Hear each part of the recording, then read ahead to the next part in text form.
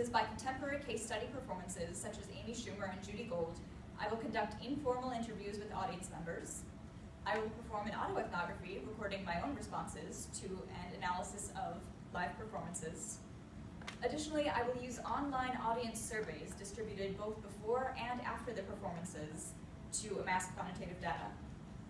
My methodology in processing field notes from interviews and autoethnography will draw on grounded theory, a sociological approach in which analysis occurs contemporaneously with data accumulation using integrated memos and open coding.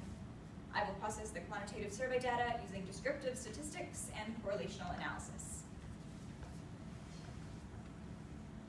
Theoretical framework. So the study synthesizes theories of spectatorship, humor theory, performance theory, feminism, and identity formation. My exploration of audience reception relies heavily on Susan Manning's model of spectatorship as a series of socio-historical encounters, as well as her concept of cross-viewing. Cross-viewing is a process by which spectators from diverse social locations sharing the same theatrical space catch glimpses of one another's perspectives. To negotiate the complexity of how stand-up transforms when transferred from theatrical performance to other forms of media, such as records or television, I will rely on Philip Oslander's theories on liveness and simulation. My understanding of the performer-spectator relationship in stand-up comedy is further shaped by theories of humor, particularly its use as a tactic to confront, subvert, or reinscribe stereotypes. Though most commonly associated with psychological theories of identification with the aggressor, advanced by Anna and Sigmund Freud, useful theories on this topic have also been developed by scholars in fields including sociology and applied theater. My analysis of the comedian's performance will rely heavily on Henry Bial's use of the term double coding. Bial describes this term as a process in which Jewish performance can be read as either ethnic or not, depending on the orientation of the viewer. It will also be informed by feminist readings modeled on those by Rivel and Prell in her analysis of Jewish female stereotypes in American culture, excluding comedy, throughout the 20th century.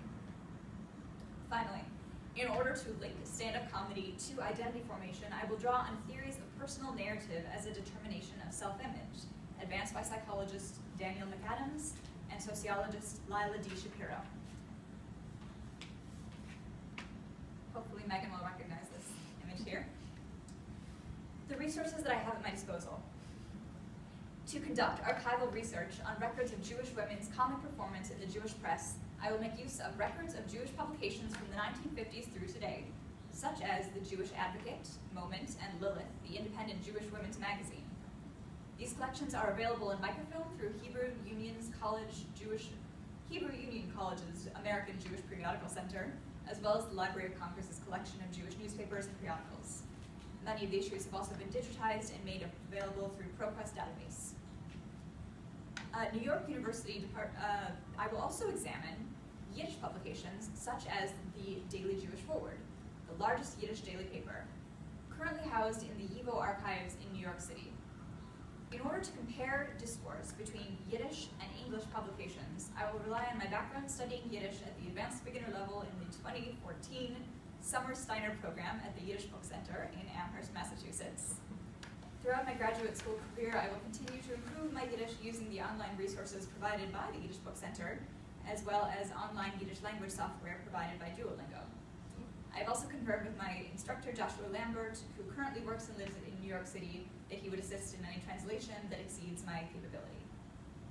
Also in New York City is the New York Library for Performing Arts, Dorothy and Louis B. Coleman Center, which contains footage from talk shows such as The Ed Sullivan Show and The Tonight Show, as well as other forums that presented stand-up comedy from the mid-20th century.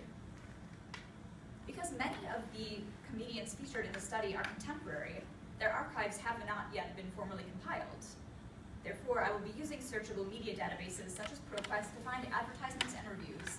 Likewise, I will use professional contact sites such as IMDb Pro to obtain contact information for their publicists and managers of the comedians featured in this study, in hope of enlisting their assistance in building the archive. Also, potentially of use is the network created by my own years working in Jewish theater, through which I have highly tenuous connections to Judy Gold and Amy Schumer. I'm not terribly cautiously optimistic about that particular resource, but we'll see. I also hope to directly engage with audience members of the case study comedians in the context of a live performance event. Many of the comedians featured in this study are still touring their stand-up routines, including Roseanne Barr, Amy Schumer, Sarah Silverman, Judy Gold, and Elaine Boozler. My hope is to persuade or pay the venues producing these shows to distribute a survey of my design to their ticket buyers using either their ticketing software or an online survey program such as SurveyMonkey or Google Survey. The survey, which I will create accompanied by sociologist Lila Shapiro, will evaluate perception of Jewish females, particularly with respect to stereotypes.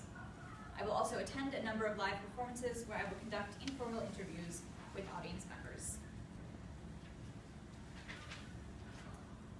In closing, a joke. What do you call a Jewish female stand-up comedian engaging ethnic and sexual stereotypes as a way to reflect and shape Jewish American female identity? I call it a dissertation project.